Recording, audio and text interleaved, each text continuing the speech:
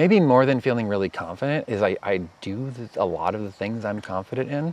This is only going to lead to like requests. But if somebody would be like, hey, Jim, I heard that you really love singing. Like, will you sing something? I would not be confident, right? And maybe I can trace that back to my childhood and especially teenage friend Dave. When we were driving around in the 80s in the car with like Whitesnake or some other like screechy 80s kind of like hard rock heavy metal band, and we were all singing our guts out. Dave had this thing that he liked to do where we'd all be singing and then he would like press the button to stop the sound and we'd like, ah! And like you'd be Welcome to the Herbalist Hour.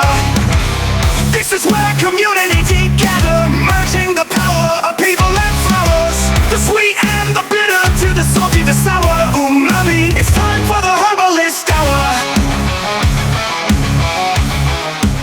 Welcome back to the Herbalist Hour. Today, I'm incredibly excited to have on the one and only Jim Mcdonald. Welcome to the show, Jim. Hey, how are you doing, Mason? Doing great. And Amanda. That's right. We're here at the wonderful event, the Great Lakes Herb Faire for the 10th anniversary. Fair with an E. That's right, Fair with an E, Great Lakes Herb Faire with an E.org. If you want to learn more about future events. I'd love to kick things off. You know, we want to delve more into your story, background, etc. But I'd like to start things out by getting to know a little bit about the event since you've been intimately involved since the beginning. Yeah, so Anna Fernandez is an herbalist and midwife and just super cool person that I've known for a bunch of years. She was one of our midwives in our last pregnancy, but I've known her since before that. And she gave me a call one day and she's like, hey, it's Anna. And I was like, oh, hey, Anna's calling. Cool, awesome. And she's like, I just wanted to run something by you. I was, out at the, this park where I run, and I came into this area, and there were these buildings, and I just had this like vision of doing an herb fair, and I'm pretty certain she said herb fair specifically. And she's like, I was just wondering if you would want to be involved in helping out with that. And I was elated because this is what I have wanted to do for decades. Yeah. I mean, like really even just a few years into it, I remember thinking like, once I started learning about like the larger, at least a part of the herbal community that if you're watching this, you probably know about. Yeah, sure. There was like the Northeast Herbal Association, and I heard about like in California and the Bay Area, there were people and they were people that would get together and they knew each other and they had stuff happening. And I was like, I want that to happen. And at the time, Michigan and Ohio, like people didn't know who each other were, really? Herbalists didn't know each other. And people would be like, I don't know any herbalists in Ohio or Indiana or Wisconsin. And it's not that they weren't, it was that there wasn't connection. And I'm not organized to pull that off. And so when she said, will you help with it? I was like do the stuff that I could do and be good at and not be bad at the stuff that I'm not good at and like have everything not go well. Sure. And so I was like, absolutely. And I think I don't know how long later, sometime later, me and Anna and Karen Simon, who was also like really involved and it's very sadly passed away. Karen Simon was just awesome. We met and I had just sent out an email, like sort of a blanket email to a bunch of my old students, like past students, like, hey, there's this idea, who would be interested? And a bunch of us came out here and really like, once we were here, like the excitement and enthusiasm, and I think the desire of this land to be like, oh, that would be good.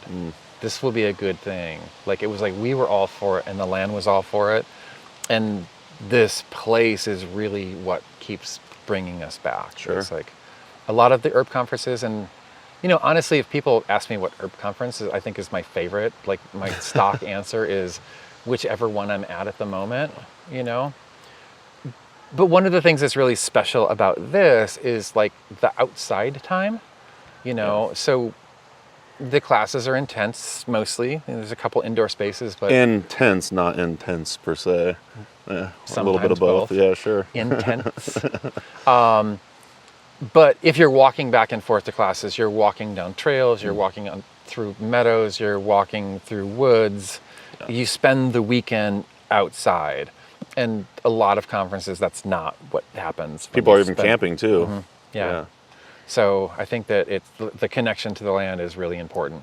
And we tried to make it not an entirely bioregional conference, but there's a really strong bioregional slant. We really try to get people from this area, not just to be like, oh, it's the Great Lakes Herb Faire, we only want Great Lakes herbalists, and if you, like when you spill your tea, if it doesn't end up in the Great Lakes watershed, you can't come. We don't want it to be rigid like that, but we want a lot of the teachers to be people who love this place, you know, and who know this place. And so, place and land is just a big part of what it's always been. What would you say your strengths around helping organize the event are? What is it that you say you do here? That's okay. So I'm going to say this out loud. I might be. Usually try to keep this hush hush. I might be the only person here that doesn't have a title of what in the hell I do. But I think it's if I had to make it up, it's like I know people and I know things. I've been to a bunch of other conferences. I know a lot of the other teachers, and I absolutely am not the person who picks all the teachers, right?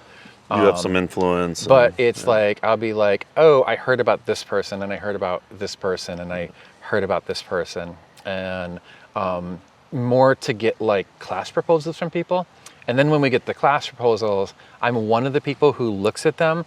But a lot of times, something I might say is like, that's like a student or a friend, or a student and a friend, or like that's one of my closest friends. And so like, I think they're great, but you know, I'm not the sole decider of who comes here.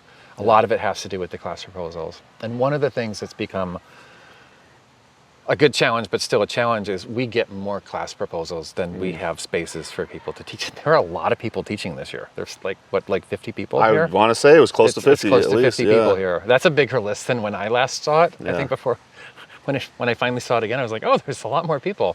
And a part of that is like, it's people send great class proposals in, but there's still people that, you know, there's just not space, and it's a hard thing to see someone who we know is a good teacher and is a good herbalist and is really skilled in everything, and just be like, there are some people that, you know, like if 3 people propose, you know, herbs for respiratory health classes, we're going to have to kind of like pick between them. So this year, keynotes with Rosalee de la Forêt, Mark Williams, amazing keynotes. I just thought of this question. Maybe it's premature to ask, but have you already selected the 2025 keynotes yet? Or are you allowed to announce it yet? We do not have keynotes selected. I always have a running list of ideas. Sure. And my running list of ideas is like months old. Okay. I don't know that the other people here, they're like, let's finish the thing that we're doing before we jump on to the next thing. And I was like, ooh, I wonder if we can get a hold of so-and-so, and what if we can get a hold of so-and-so, and possibly we can get a hold of so-and-so. And it's not just for keynotes, it's just for like, you know, a thing that I said this when Mark did his keynote, but one of the things that I do is when I go places, I'm like, who's awesome that I don't know about? Sure. Like, who do I not know who's like super cool and really smart and a great teacher? Because those are the things. We want a good teacher. We want someone who's really smart and really skilled at what they do. But we also want really awesome, cool people here. You know, so I'm a big fan of like, not every skilled herbalist is like super kind. Sure. Yeah. But for me, like if I had any veto power, it would be like, oh, are they not kind? You know, because another thing about the fair that's always been really important to us is like, and what people talk about is like, everyone's really friendly and everyone's really welcoming, and like, you know, I can't count how many times people will be like, I'm teaching like one of my first, you know, classes that I ever taught at a conference, and I'm like kind of nervous, and like Althea Northridge Orr is sitting in my class, and she's completely fascinated and asking really good questions, and then she comes up after you and is like, that was great, you know, and it's like, that's kind of the vibe that we want, you know, is that everyone's kind of like here together and enjoying each other, and that when people leave, they're like, I'm so happy I did that. I want to make that a regular part of what I do. Well, now it's an annual event that Amanda and I attend. We're just around the corner in Appleton, Wisconsin. Yeah, the vibes here are immaculate. To learn more and register for future events, again, that's greatlakeseherbfair.org. Is there anything else you want to say about the fair before we move on? Anna's my hero. Yeah. There's a Shout out ton of Anna people. Fernandez. There's a ton of people that we all work together to make this happen. I think we might have, when I hear about other conferences and like their organizing group, there's less people than we have. But the people that we have are spectacular. And in the past, every once in a while, we'll have someone who's like, things have changed in my life and I can't do that. And we're like, oh my gosh, what are we going to do without this person? Like how are we going to find someone who's as amazing as that person? And another amazing person has just come up. And I think that's also like the fair is like, we also want you here, the fair, the ground, the land. Sure. We want you here. We're going to make this happen. And the right people are going to come and be involved. Absolutely. Just a quick break from the show to thank our presenting sponsor, Oshala Farm. Oshala Farm is a beautiful and vibrant certified organic herb farm based in Southern Oregon, where they grow and sell over 80 different plant species.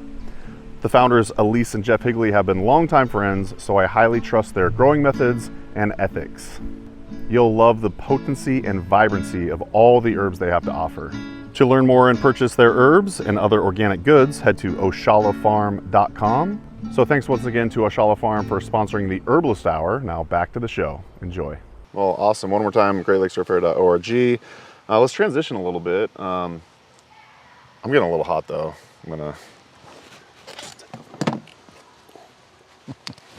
Do you need the mic, Amanda? Oh.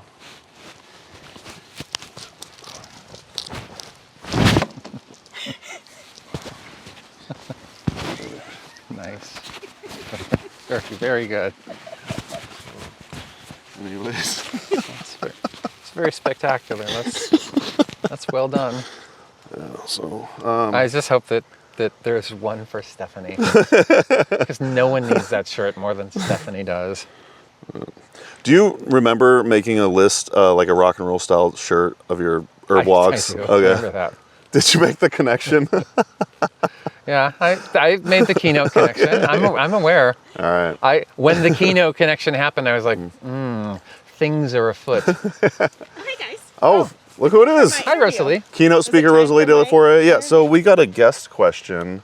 I'm just going to be interviewed. Oh, you're just going to be, that's right. You're done with Jim? Like you had 15 minutes, right? It's your, Yeah, your have a turn to be seat. interviewed. Have a seat. Exactly. I don't need Wait. to sit down. This is like the corporate takeover of the Herbalist Hour podcast do need a mic. with the Herbs with Rosalee podcast. It's like a hostile takeover of the podcast. Oh, I love it. I love You're being it. acquired. Yeah. That's fair. Because you said Jim said on my podcast that you were that you were like the number one consultant and I needed to run everything by you. So this seems fair. You basically said that This is fair, I think. we were in it together. Well, Mason said that I should come up with a really serious, like super in-depth question that no one has ever asked you before. So, gosh, I've just been spending all of my time thinking about it. And I'm wondering if Tori Amos were an herb, what would she be? I'm getting kind of hot. Can you hold that? Oh, yeah. Thank you. It's been so warm. If Tori Amos would be an herb, what might she, let me think. If Tori Amos, I just wish I had one of these shirts that I could like, hold on 1 second. Well, you only made 2. So. If Tori Amos were an herb. Actually, you said you had extra, but you're selling them. That's right. $60. It was $70 a 70. pot. Yeah, That's exactly. worth it. Exactly. It's totally worth it.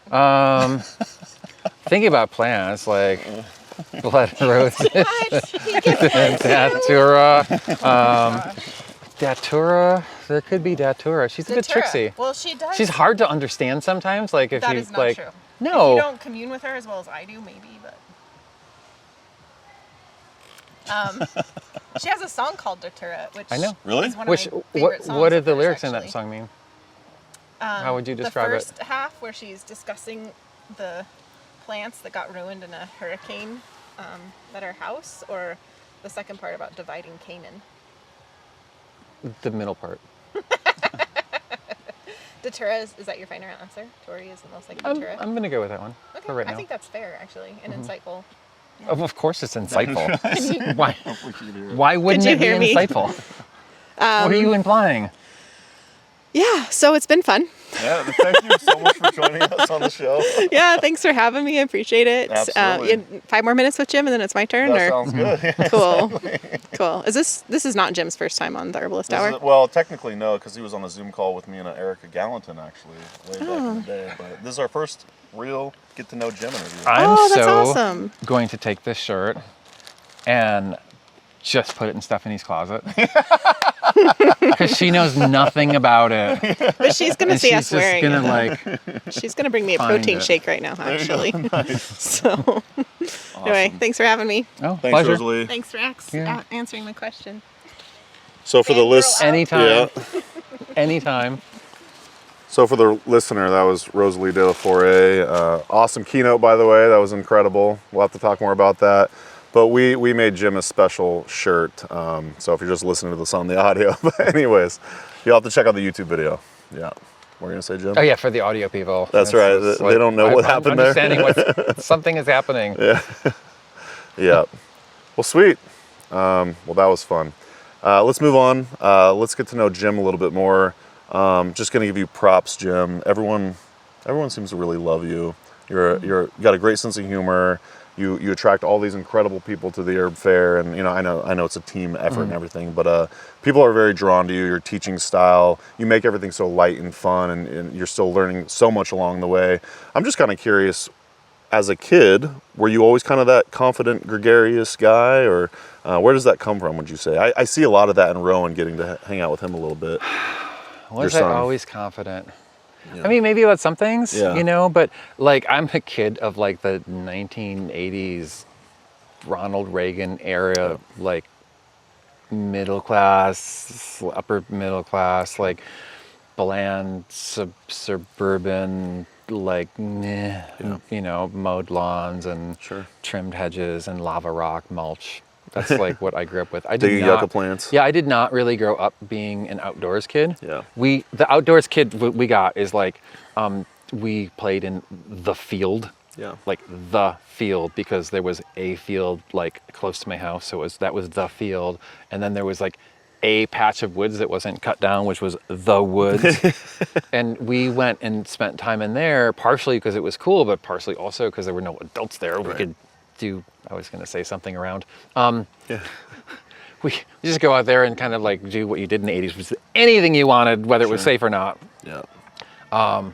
And the thing that got me like into herbs was probably like, I was in high school.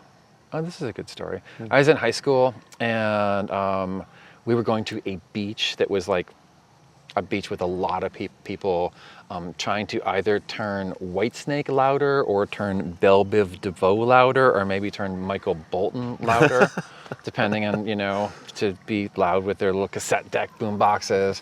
And there's just wall-to-wall people and Too Hot, the kind of place I would not want to go now. And I was there with some friends, but I was like bummed out about this girl that I was dating, who I wasn't currently dating at the time, and like I wasn't really into being there. And so I like kind of took off, and I found this pathway into the woods, and it was just like I got in there and I was like, everything is like everything's gonna be all right. Like it's all gonna work out, and it totally did, because I'm married to her now. Oh, So really? that all panned out. Yeah. Didn't see that coming. So that was like, that's the direction of, sort of like how I got into plants. But as far as like the confidence thing, Yeah. I mean, I don't know. I think I felt like maybe more than feeling really confident is I do a lot of the things I'm confident in, Good point. Yeah. so it's like, if this is only going to lead to like requests, but if someone would be like, hey, Jim, I heard that you really love singing. Like, will you sing something? I would not be confident, right? And maybe I can trace that back to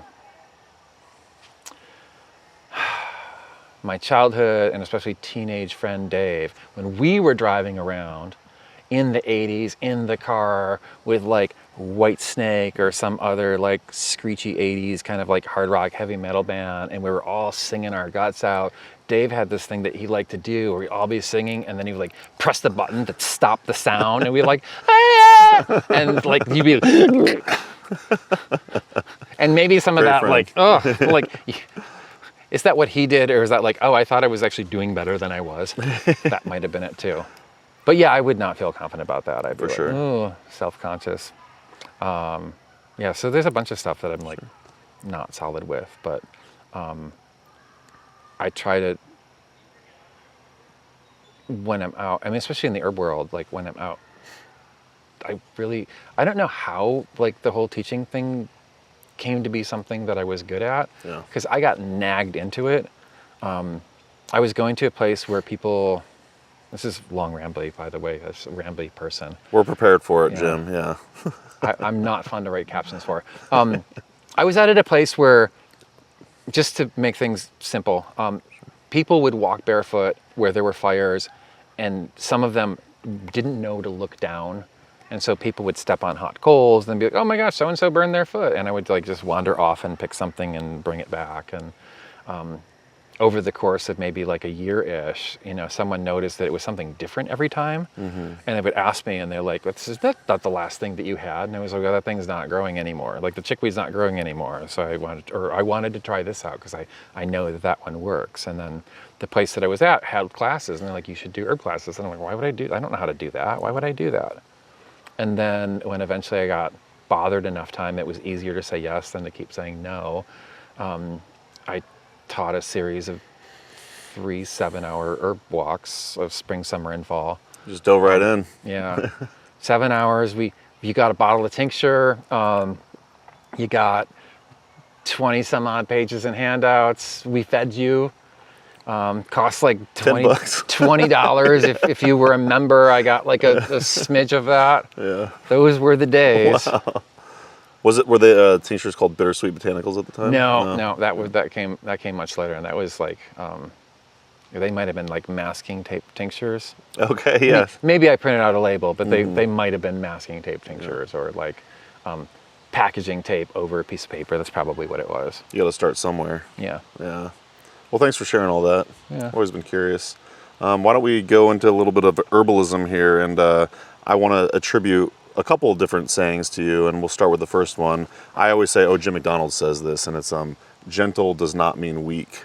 Now, I think we've had a little back and forth on this before. I want to say you did confirm that you did indeed say that, but you can't say that other people haven't said it. Right. The sentiment has definitely been, said in different ways, but just talk a little bit about where that came from, and then maybe the philosophy behind it. So I think I've picked up the concept, the idea of that from a bunch of different people. And if I added something to it, it was to simplify it down to gentle does not mean 5 words, Yeah. right? Rather than a Sketchy. longer sentence. It's sketchy, right? Yeah. And I say it a lot during classes because when I do classes, especially plant walks, I do a lot of plant walks. Yeah. There's information about the plants that I want to convey, but I don't want to have it just be uses. This herb is used for that, or is good for this or good for that. And I can say that because it's true. The word use is problematic, but also like trying not to say the word use is really hard. Have you tried to not ever say the word use? So, mutual friend Kyle Denton, he's got me kind of saying this. I still use the word use sometimes, but he's got me using the word virtue. I know I'm still saying it. Virtues. The virtues is good. of mugwort. Right. Yeah. The virtues of mugwort, I picked that up. That's traditional. Christopher Headley was a big, in his book. Really? A book of making and taking. It's a medicine making book. He said, we do not use the word uses in this book. We use the word virtues. Herbs do not have uses. They have like their own. It's an awesome quote. I can't do it right, so I'll stop there. Sure. But Christopher Headley was a huge inspiration to me. Love that. But like in the classes, I have like, I'm going to cover, depending on how long the class is, these plants, and I want to say that these things are about it because it's important. And then I want to give some differentials. So like, mulleine's not just good for coughs, it's good for dry spasmodic coughs, right? And so that there's some compare contrast. And especially for people that are beginning, to get that right at the beginning is important. But the other thing that I do is, and it's part like what I think people should know and what I want to stir thinking. And so I want to introduce ideas and introduce concepts. And that's a concept that I'm always wanting to introduce, is that in this culture, we have an idea where we say, oh, such and such herb is stronger acting. And when we use the word stronger and we think about what is the other thing, if pokeweed is stronger than cleavers, what is cleavers? Is cleavers weaker than pokeweed? And if we do that, then I feel like we kind of carry over in like stronger things are more effective and weaker things are less effective. Right. And then that would just be wrong. Right. And I think that if we change the dynamic from stronger and then even if weaker is just implied to like more forceful and gentler, like forceful things will push your body to where they want it to be rather than where your body wants to be. And gentle things like move your body up to where it wants to be and they don't push you really past that. Yeah. You know, and reframing things like that, I think can make us make different choices. You know, so someone's really stressed out and I want them to take milky oats or chamomile. Right. And they're like, oh, chamomile is like an herb used for babies and children. Like I need something that's stronger than that. And what they're thinking is that's probably not going to be effective for me because that's an herb that you would use because it's weaker or not as strong as something else. And I need something that is stronger. But a lot of people need chamomile. Chamomile actually might be the first herb that I actually had this experience with. I remember when I was working in the marketing office at the Mountain Rose Herbs, I had this terrible stomach ache for whatever reason. I couldn't figure it out. And we had a bunch of tinctures in the office and I took a couple drops of the chamomile tincture and I'm not joking. It basically, my stomach ache went away. It was incredible. Yeah, it's a great example of that, you know. It's a powerful herb. And another way to liken it is like, think about people. Yeah. Right? Gentle people are not weak people. Like gentle people, like there's some people I don't want to name. There's a bunch of them here. I always feel like if I name names, I'll leave people out. Sure, right? yeah. I'm thinking about some of the people here that are like, they are really gentle people and gentle personalities, but they are powerful people, you know, and they make a lot of things happen. And we rely on them, you know, to make everything here happen. Yeah, herbalists in general is a good display of gentle does not mean weak. There's a bunch of powerful people out there. Yeah. And I would describe a lot of them as gentle. Yeah, quite gentle people. Yeah. Sweet. Do you mind if we do another quote of yours? We can do another quote. It's actually much longer. And recently you let us share this in our Herb Rally newsletter, which we were very thankful for. You posted this on Facebook maybe a couple months ago, and I just loved it. I was like, I have to share this with the Herb Rally audience. So bear with me here as I read this. So you wrote, "No one is the best herb teacher. No one has the best classes or course. No one is the best clinician. No one is the best at blank topic.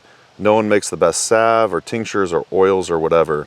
Just like there are seemingly unending plants we can help people with, which depend on all specific needs and preferences of those people, there are all kinds of different plant people, and while yes, there are some that have more knowledge and experience than others, there is no pinnacle with one or even a few people at the top.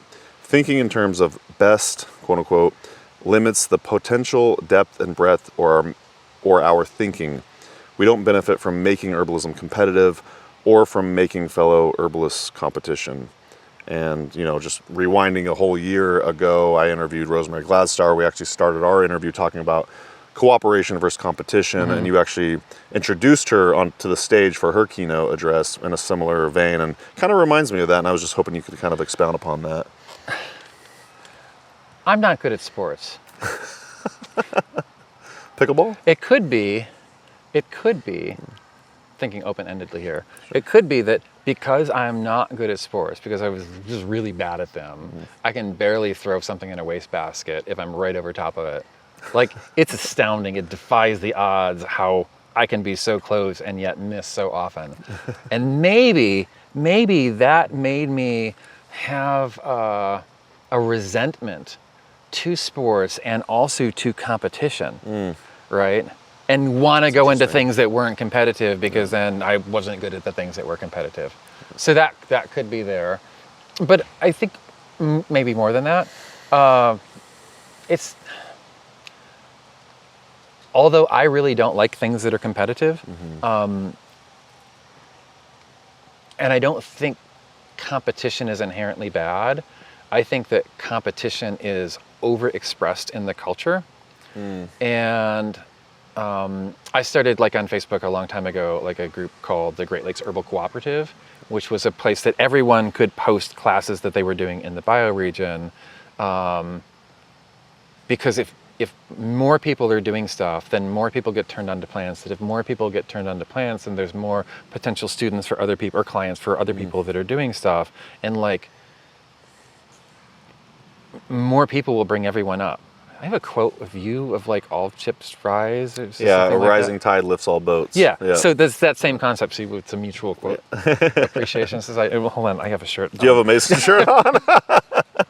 And I did not make that quote up, but yeah, it's a good one. I heard it from you, and I thought about that, and it was the same thing. So it's like, there's a few things round up in that quote, and usually sometimes I'll see stuff going around on social media. It could be Facebook or Instagram or whatever, and I might think like, I saw that and I have some thoughts about it, but I usually don't ever post the thoughts that I have like right after someone posts something, because I don't want people to be like, oh my gosh, like I posted this thing and then now Jim's like ripping it apart or, you know, being negative or critical of it. It's not what I'm trying to do, but it's like this, I want to give people ideas to think about. And the ideas to think about are sometimes like, if I'm an herbalist in the southeastern Michigan area, and then other people, like another herbalist moves in, or my students start teaching, which totally is happening. Are they my competition? I don't want to think about them like that. I mean, they are, yes, but I don't want to have it be like, oh, we are in competition, and like if they do better, I'm doing worse. Like if someone comes to one of their classes, they're not going to my classes, and then, you know, I need to be thinking about that. So I don't want to think about things like that. And I've also seen people make comments about like, oh, you know, I think that I have the best course or the best something. And I just like, can't you just say, I'm really proud of what I do. Like, I think that what I've put together or what we've put together is like really good and offers a lot to the community, because I think that competition is used less effectively when cooperation could be used more effectively. And I don't want to think about other online herb courses as my competition. I know that there is a reality to that, but that's just not the way that I'm going to frame it in my head. You know. You did take a lot of your teachings from Herbcraft, or I guess you have an intensive called Linder. Yes. You put that online.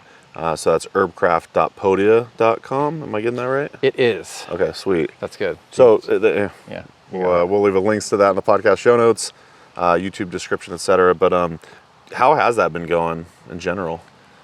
Are you done uploading videos to the internet, like, or do you update every now and then, or how's it been? So what we did is we recorded.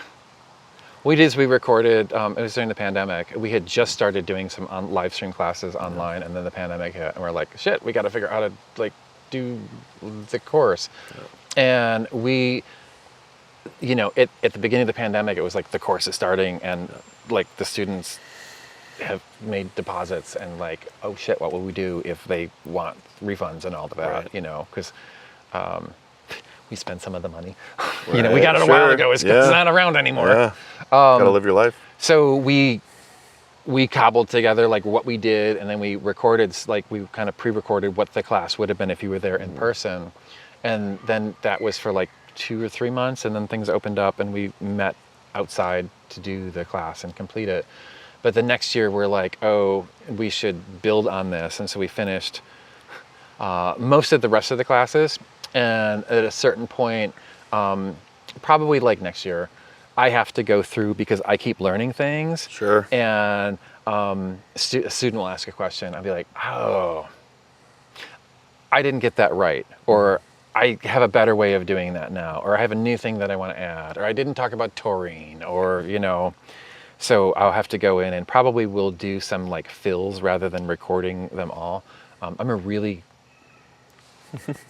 can be a really good teacher when there are people around, and when no one is around. Yeah, it's different dynamic. It's really challenging. Except for Stephanie behind the camera, probably. Do you have? You can. We'll get a thing here. Is when Amanda? I would say, I would say things like, it's really hard with like no one being here, and Stephanie would be like, I'm right here, but I would be like, but you're focusing on the stuff that you're doing, and so like if you make a face, it's not related to something that I said, but I'm like, wait a minute, what the eye screen? Because when I'm teaching and it's in person, real-time feedback. I'm doing the scan, right? Part of the scan is I can't look in one place for more than a while before I get antsy and like, you know. Sure. See a bird fly out the window.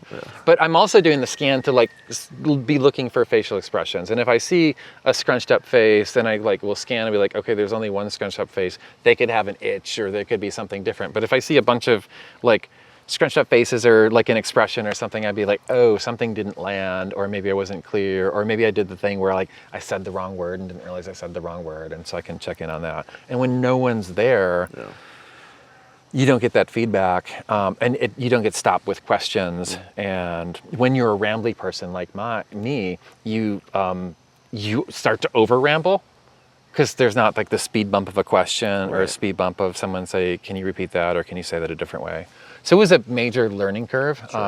It was not super easy. But I've got students from the online course that are here that have expressed that they like the course and they feel really good about it, and the feedback that we've gotten has been really nice. And I think I love being able to do the online course to make the information available to people who just can't practically come out. That is awesome. The thing that I miss on my end is I don't get to like meet the people and like have before class and lunch and after class conversations with them, and get to know them as much. So if you're thinking about taking the class, like, I want to get to know you. We started doing this thing where after like the Zoom discussion meeting, you know, it ends at such like 5 o'clock. And while we're straightening up and cleaning it up, we're like, the class is over, but if you want to stay and for the after banter, just everyone turn their mics on and we can just have like casual conversation, and like it's not like it's not so one directional or like back and forth. It's more just like open conversation, and that actually the students love that. You know, not everyone can make it, but the students really like that because it gives you that ability where like the students are talking to each other more, you know? So they get to know each other, because that's another thing in the in-person class. There's a bunch of people that are here that have been friends since they were in the course together. And there's a particular booth where there's like a big half circle of chairs, and it's a bunch of students from like a whole bunch of different years of the course that have gotten to know each other from coming here or coming to other stuff that I host. And I look at that and I think that's as important to me as like all of the herb stuff that I taught, is like making these relationships happen. The way that a long time ago is in Stephen's old pickup truck, in Howie's old pickup truck. It was like Steven driving and me with the stick shift between my legs. And then Howie was crashed out. And Steven Yeager was like, so you have a school, but it's not a school, it's a course. And mostly you don't have a name for it. You haven't thought of a name. I'm like, yeah, I haven't thought of a name yet. And he's like, can't you just think of a name? I'm like, I tried, and everything that I come up with I think is really cool, someone is already using. And then he's like, well, couldn't you just do like Great Lakes School of Herbal Medicine? And I was like, I could, but that's too many words to write all the time. It's like a lot of letters. I was like, I want something, actually what I told him is like, I want something that's like one word, like rootstock. That was a good And one. he's like, oh yeah, I thought of that. And I was like, yeah, are you done with it? Is it like, are you not going to have one again? Like, can I have that one? And he was like, no, I don't think we can pass it on like that. And it took me a long time, and I thought of different things and always found someone else using them. And I thought of spice bush, one of my favorite teas to drink. And like just to drink a tea, it's spectacular. It tastes like where I live. And I think it was Jody Noe who was here, and I don't remember where I heard it from her here or sometime after that, but she said that in some of the Cherokee tradition that she had been taught, please understand I'm being a little bit loose here because I don't have all the details and we're doing this from memory, that if you wanted to establish a friendship with someone, you would give them spice bush. Really? And I was like, oh, that's what I want the class to be. I want the class to be about like understanding the way of thinking about herbs, like one main goal, more so than all the bits of information, and that people enjoy the class and make friends that they have for a long time with people and plants and places. I love that. I never knew that's why you called it that. Yeah, that was like the clincher. Okay, It's yeah. just a good sounding word too. Yeah. I still need to make me some Linder tea. I haven't actually had it yet. Do you think it grows in Wisconsin? It's absolutely. Absolutely. All right. Yeah. I just need to get to know it first. Sweet. We just interviewed Helen Ward too, and she's the director of the Rosemary Gladstar's Art and Science of Herbalism. And going back to the cooperation versus competition thing, a lot of herbal students and herbalists continue to take classes, and there will be people that have studied herbs for 40 years, never studied with rosemary before, and then want to register for her class. So, then I get the Rosemary Gladstar viewpoint, and I could see the same thing going for Jim McDonald. Maybe someone's taken a bunch of herbalism classes before, but want to study with you, so they register for Linder, whether online or in person. So, Yeah. just wanted to say that. It's funny because there's a certain, like, you're out there, you're teaching, you've developed your course, and I feel like I'm a fairly, unless no one's there, I'm a fairly confident teacher most of the time. And a lot of it is because, especially at conferences, I teach stuff I know really well. But like, there'll be a time if you start teaching and you come up with a course and you've developed your curriculum, and it's like, it's vulnerable because you're like, I'm putting myself out here to be like, I think that this way that I'm teaching is worth you learning, and people could be like, but there will come a time where like someone will contact you and be like, oh, I've been through Paul Bergner's course, or I went to Michael Moore's school and now I want to take this. And you're like, oh, shit. Like, Right. I hope you're not disappointed. Yeah. But I don't like, like, let's say Michael Moore just knew a ton of stuff beyond what I know even now. But there's things that I think that are different than what you could have learned from him. And so like there's the information part of it, but there's the perspective part of it. Absolutely. And I think that one of the things that I love about the completely unregulated, oddball, misfit world of herbalism in America is that, and it can be a drawback too, is that anyone who like invests the effort of it can like put themselves out there and be like, hey, this is the way that I've come to think about things, and I think it's really helpful. I hear a lot of people express that as like, that's what's really bad. People can, they can like not really have any training and go out and start teaching classes before they have any business to be. And that's me. Like, that is absolutely what I did. I like self-studied for like 3 years before I got nagged into teaching classes. My first classes were a lot of like, from books, David Hoffman says that, and Rosemary says that, and Amanda McQuaid Crawford says that. I was trying to think of Kathy Cavill. Sure. Thinking about the books that I had access to, says that. But teaching those classes connected me to so many more people who were interested in herbs that allowed me to get asked more questions that I wouldn't have thought on my own, and also to like get questions where people were like, I have this thing going on, what do you think I should do? And I would be like, I'm going to try some of the stuff I learned about, or like, oh, I also have this idea. And that's how I got the experience. And so I kind of have no problem. Like, a lot of people are like, these people, they shouldn't be doing this yet. I remember myself, and I'm like, they're at a stage and they can grow into being really amazing herbalists. We all were in a stage, and people have different ways of becoming herbalists. And as someone with a more sanguine temperament, there's a little phrase that I like to use that's good for people with a sanguine temperament. Those are like the Tiggers of the world, which is like act before understanding, right?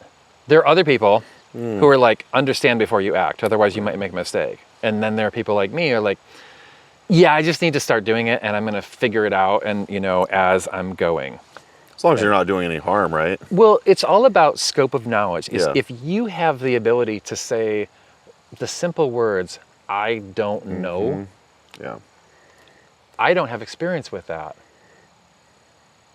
That's beyond anything I feel comfortable doing. Yeah. Like, as long as you can do that, you can work. I think it's in Matthew Wood's little known book, 7 Herbs, Plants as Teachers, where he says, if you know only one word, if you only know one herb very well, you can have a solid practice. It would be a limited practice, but be a solid practice. And I think like What if someone cool. just knew mint really well Yeah. and they were teaching classes on mint? Think of all the amazing things that they could do for themselves and their community by teaching people like all of the different ways we can use mint. So That's cool. I've never heard it put that way.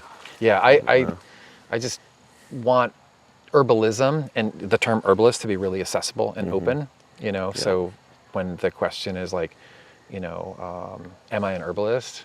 And it's like, do you pick stuff and make things and give them to yourself and other people? And if you do, like, okay, so if you're not an herbalist, what would you be? Like, what's the other word? You might not be a clinical herbalist, Right. or you might not even be a good herbalist, maybe. Just being honest. Right. But you would still be an herbalist, right? You can be a bad herbalist and still be an herbalist. I don't think that's a goal to shoot for, but it is a possibility. I like that. Let's transition a little bit. I want to say later tonight you're teaching a class to something of the effect of herbs for angst and anger. And it was funny. I was asking you for the Podcasters Roundtable for the Great Lakes Herb Faire. I was asking you which classes you're going to teach. And I told you, I might want to go to that one. And you essentially responded something like, oh, Mason, you might not need that. But I could have anxiety. I could have anxiety. I definitely have anger on occasion as well. And I remember taking your class, Aphrodisiacs, at the Free Herbalism Project. In fact, it still gets referenced all the time by my friend Logan Keister. He uses that actually as one of his main gateways to wanting to become an herbalist. He was so blown away by the content. And I turn people on to herbalism. Yeah, I see what you did there. All right, I missed that somehow. Golden opportunity. But and I really appreciated the class too, because I want to say a lot of the class actually wasn't even herbs. A lot of it was mindset. Maybe you talked about sleep. Just you talked about a very holistic approach, which I really appreciated. You did obviously delve into various herbs as well. But I have a feeling or a hunch that you might kind of do something similar with the herbs for angst. I could be wrong, but generally speaking, what's the title of your class? And maybe give us a brief overview and maybe any sort of practical takeaways if you can in this time. So I think the title is Allies for Angst, and then there's some little subtitle that might be some variation, like herbs for the frustrated and frustrating. That would be a good. If that's not what it is, I should change it to. We'll get it switched. Yeah. Yeah, that's a little bit better. Yeah. So if I were to talk about like stress, which I have this thing where I think when we're talking about people's health, like stress is just like such a huge part of it. Sure. It's as important, and in some cases maybe even, dare I say, more important than like diet and food allergies. Because if you're stressed out, you could be eating a great diet, and the way that stress affects your physiology will not absorb the nutrition from that diet very well. And it can alter your digestion in a way that could maybe favor food allergies. And so stress could be a root cause of nutrient deficiencies or food allergies, or at least a part of it. And then if I were teaching a class just on stress, one of the things that I would get into, a dynamic, not unlike, do you have a damp cough? Do you have a dry cough? Do you have a spasmodic cough? Each of those things would make me choose different qualities of herbs, demulcents or aromatics or relaxants. But when people get stressed out, they also respond differently and maybe in different places, right? And if someone, when they get stressed out, they get like sluggish and slow and they can't think and they're all cloudy headed, I would think about using a lot of aromatic herbs. And if I were to think about people who, when they get stressed out, they get like frustrated and irritable and angry, and they're swearing and slamming things and stomping and like, I would think about a lot of bitter herbs, right? And not just bitter herbs, but like, so we're thinking about the nervous system and the way people are responding to stress, and we're thinking about nervines. But do we just going back to what we said earlier, we like, oh, I'm really stressed out, so I need a stronger nervine? Right. The question is like, in what way are you stressed out? Oh, you're stressed out and you're getting frustrated and angry. In a lot of traditional medicine and Chinese medicine and what I like to call Mediterranean medicine, which is like the European Greek medicine that most Western herbalists will reference, but is also inclusive of the really important contributions to that way of thinking from the Middle East and from Africa, at least into Egypt. Probably other parts of Africa too that I just don't know about. Sure. That that created that kind of humoral energetic system. And they looked at like, oh, you know, liver imbalances and excesses, people get frustrated, they get angry. And what herbs would we use for liver issues? We would use bitters. Yeah. What kinds of nervines might we use for this kind of like frustrated, irritable, angsty response to stress? We would use bitter nervines, right?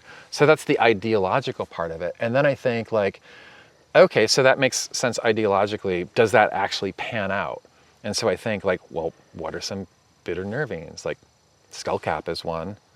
What do I use skullcap for? I use skullcap for when people are like, they have, you know, their intense kind of explosions. And blue vervain or white vervain or European vervain or the vervain that grows in the south. This is Verbena brasiliensis, that one. Starts with Brazil and then it goes in, I think there's a cis at the end. Braziliensis maybe? Fact check you. Yeah, it seems to be like that also seems to have the qualities. It's for people who are like, they have unrealistic expectations of themselves and others, and when other people or themselves can't live up to them, they give themselves a really hard time. They get angry at themselves, they get frustrated with themselves, they think that they're not good enough. So, okay, there's two things. And then I think about chamomile, which most people think of as an aromatic plant, and it is aromatic, but it's also bitter. Brew it long enough. Yeah, if you brew it long enough or you make a tincture with it, you can taste the bitterness in there. And a lot of the indications in like the 1800s and early 1900s in herbalism, eclectic and homeopathic medicine too, they use what they called like the petulant child example is like, you know, you'd be really upset. It's like, oh my gosh, I want that thing, I want that thing, I want that thing, I want that thing. You're upset, you want everyone to know that you're upset. And then someone gives you the thing and you're like, I don't want that thing, I want that thing. Like at a certain point in people's stress response, they get upset about being upset. Yeah. That progresses beyond the thing that they were initially upset about and kind of amplifies beyond downward that. spiral after that. Yeah. And chamomile is really good for that.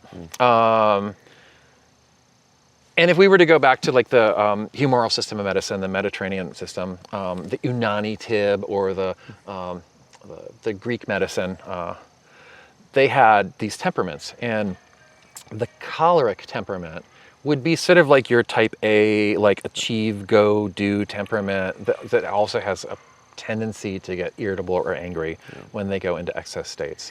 And so a lot of people will say like, oh, the people that get like that have a choleric temperament. And I can tell you that that's true, but it's not the only thing that's true, because people who are a lot more empathically emotional can also get like that. And people who are a lot more sanguine can also get like that. People who are a lot more melancholic can get like that. We all have, the whole idea of humoral medicine is we have all of the things in us in different proportions, but it's not like a percentage, this percent, that percent, that percent, that percent. It's also situational. Right.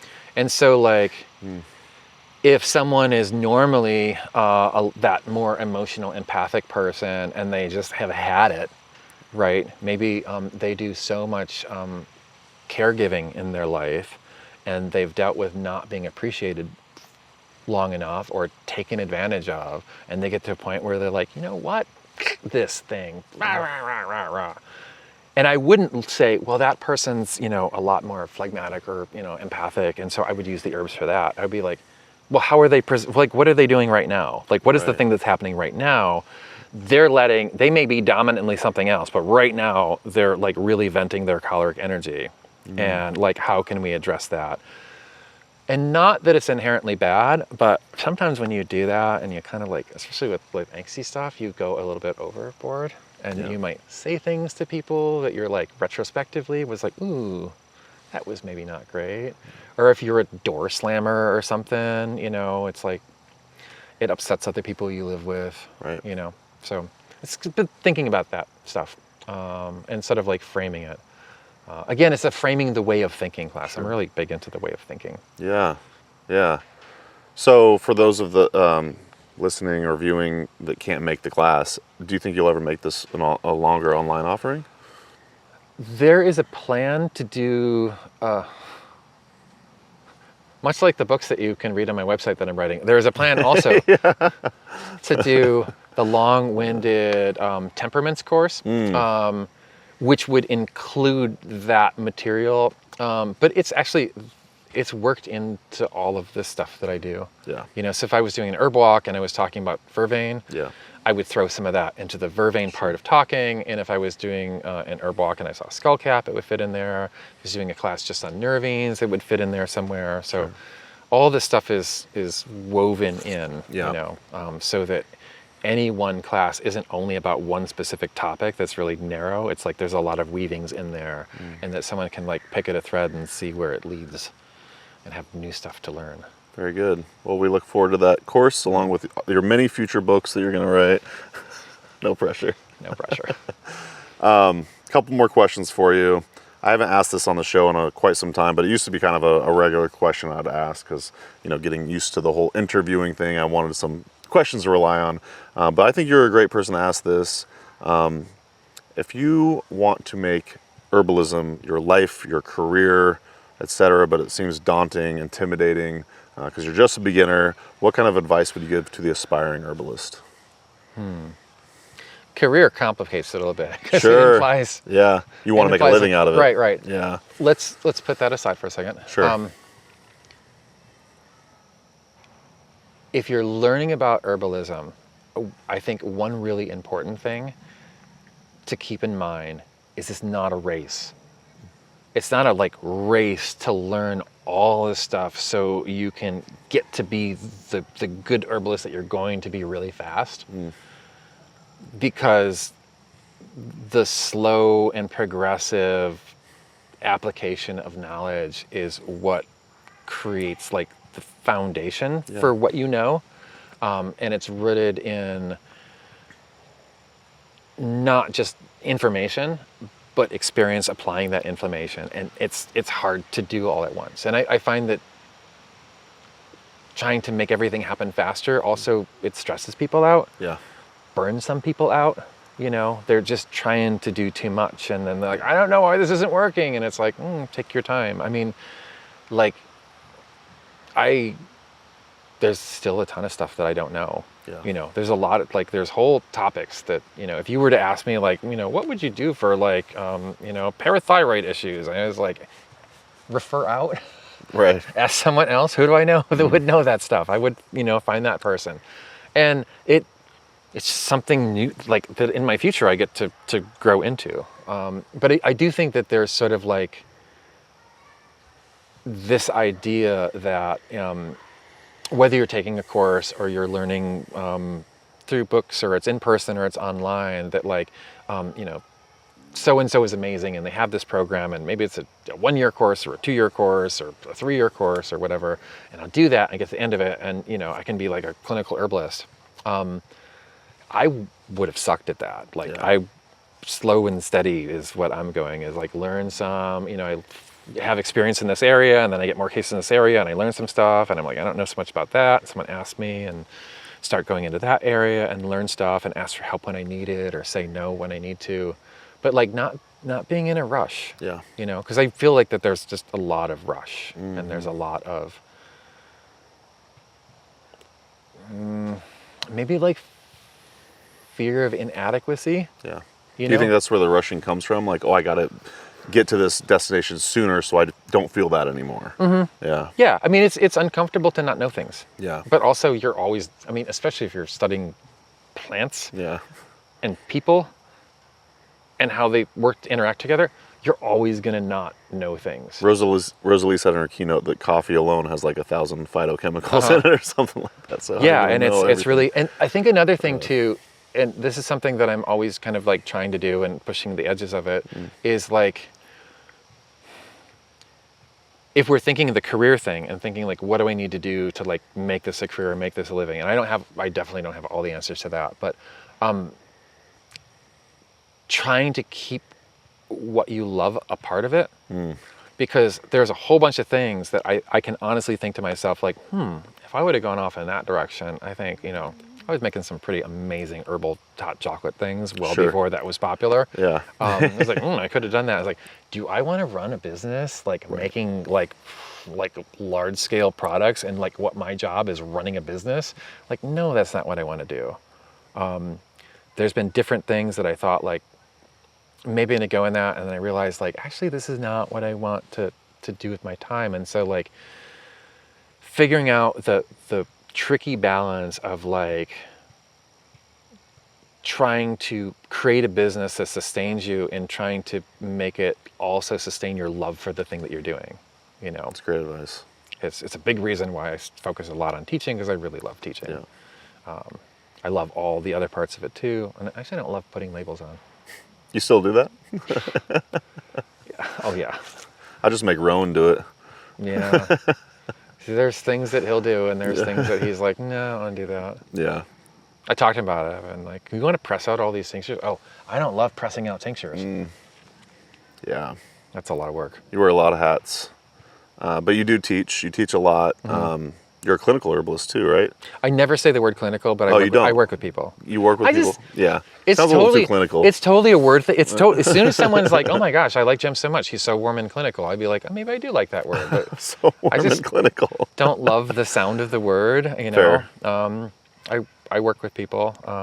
Do you accept new clients, or? I have a never-ending backlog. Gotcha. And so what I'm trying to do is like be really honest about like, I would love to work with you. I am not super organized, and I struggle with that. And I also struggle with delegation. So just being able to delegate to someone else, I'm not good at that either. And there's more people who want consults or that kind of interaction with me than I can keep up with too.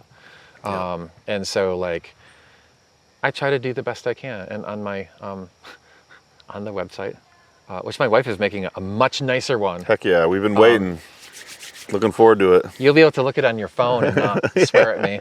Not like zoom in. Yeah, I know. Zoom in and slide over. On the About Me page or something, it will say something to the effect of like, you can send me an email that says consult request on it, and if I'm able to get to it, I will have that, you know, I'll have that. And sometimes what'll happen is someone will cancel. I'll have a bunch of unexpected time, an opening pops up, and I will do a search and see who I can find who can jump in on short notice. Okay. And I wish I could say it's always like in the order in which a request was received. It's not always. I try. Yeah. Yeah. I just try to be honest with the I try part. For a while, I wanted to be able to do so much better than I was able to do that I feel like I overpromised, and then I felt bad, like I kind of like led people on or let them down. Yeah. And so I can't go back and fix that, but I just want to like be really clear. Like, if I'm able to work with you, I will do that. I do a ton of informal work. Sure. Informal means like I never ask anyone for money, and no one ever gives me money because I didn't ask. And I like doing that. Yeah. I realize it's not like, also maybe why when you're asking for career information, there are other people who do it better than I do. But I have a hard time like not helping people. Yeah. Like if I have an understanding it would help them, I just basically want to give stuff to people. Yeah, seems like a lot of herbalists are kind of wired similarly. Yeah. But you're right, there's a lot of folks out there teaching the whole herbal entrepreneur aspect of this. And yeah, like you said, lots of great people to learn from. Let's shout out the website a couple more times. We got herbcraft.org. Yep. That one's going to be looking a lot nicer. It won't be long now. So clean. And then we got herbcraft.podia.com. That's all the online stuff. That's the online offerings. Of course, you can follow Jim on the social medias. I want to say it's at herb.craft, at least on Instagram. That's on Instagram. Yeah. And then on Facebook, it's... Look for me. Yeah. His name is Jim McDonald. Preferably go to Mason's profile. Yeah. Search through his friends. Yeah, exactly. You'll find him. Yeah. I got to the point where I can not really have more friends, so it's like a follow thing. I think there's spaces left, but now that there's so few spaces, it's like I'm overwhelmed by the decision-making process. Yep. And so I just went, Understood. Well, very good. Why don't we wrap things up by maybe looking at one plant and maybe just... a plant? A plantain, maybe? You know... So we're in Michigan. Yeah. And just because of the climate and the time of year, and the zone and the habitat, I'm willing to bet that most of you have never, ever seen this before. So this might totally be a first. Oh, I'm excited. So let's get up and let me do see. it. If someone hasn't picked it, there's a chance that someone saw it and picked it because it was so amazing and they just couldn't help themselves. But we're gonna look and see. Whew, it's exciting. All right, so this is such a special reveal. Again, I think even the amazing botanists among you have probably never seen this particular plantain, which I was able to catch here in Michigan in September in fruit. This is Plantago chiquitaensis. It's impressive. Yeah, right? I can't believe I've never seen this before. It's astounding. Incredible. Thank you for sharing. Yeah, we can't, I know it's tempting to pick it, but this is like, It's rare. yeah. Yeah. No pick is how I would call it. It's a no pick. It's Yeah. a no pick. Yeah. It's on the United at-risk Plant list. Savers, yeah. United Plant Savers at-risk list. Yeah. So be really careful with this. Yeah. We had to make sure no one walks on it. The other thing, we certainly don't want to be using this because it's so rare. But as with the other Lanceolata, similar yeah. plantain-like fruits, if you step on it, it's very slippery. Ooh. It's a demulcent. Right, exactly. See what you did there. This has been fantastic, Jim. Yeah. Thank you so much. Learning so much, hanging out with you, and always a good time. So, very good. We're gonna do. That's gonna do it for today's episode. Toodaloo. Herbcraft, Chiquitaensis. yeah. Plantago chiquitaensis. Don't even know what to do with that. Awesome. Very good. You get like a Thanks, y'all. cease and desist letter. For like, Sweet. Bye. Bye. Thanks so much for watching today's episode of the Herbalist Hour. If you enjoyed it, please give it a thumbs up. And if you want more great herbal content, be sure to subscribe to our Herbalist YouTube channel. If you enjoy these Herbalist Hour episodes and you'd like to join us live, you can do so by becoming an Herbalist Schoolhouse member. Learn more at herbalist.com/schoolhouse. And if you want to get your first 30 days for free, use coupon code YouTube30 at checkout. So our Herbalist Schoolhouse members get access to exclusive video classes, monographs, and a lot more herbal community discounts, along with joining these live Herbalist Hour interviews. So one more time, herbalist.com/schoolhouse. Enter coupon code YouTube30 at checkout to get your first 30 days for free. All right, we'll see you in the next episode and take care.